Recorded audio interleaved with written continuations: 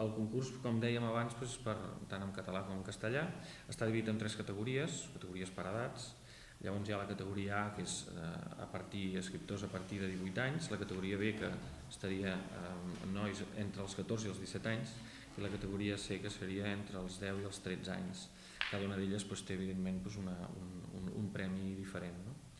En el cas de la categoria A estaríem parlant de 3.000 euros per la persona que guanya. Aquests 2 últims anys ha sigut tan difícil triar que aquest premi, concretament el de la categoria A, tant en català com en castellà, l'hem hagut de repartir, l'hem hagut de dividir, el primer premi.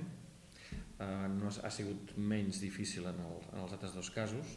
I als altres 2 casos, a la categoria B, el premi és un ordinador portàtil. Creiem que és un premi molt adient, a part de molt suculent per un noi d'una edat així, però a part d'això és un premi molt adient per una persona que es dedica a escriure.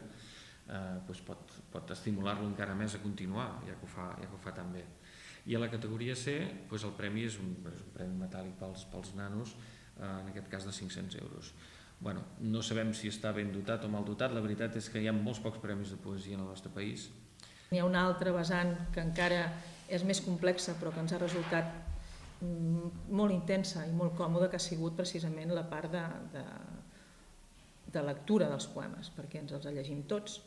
Llavors, és que formem part del jurat. Ens els llegim tots i bé, vivim també una mica aquesta part del que són tots els poemes en castellà i tots els que són en català, com es comuniquen les coses en un idioma amb l'altre.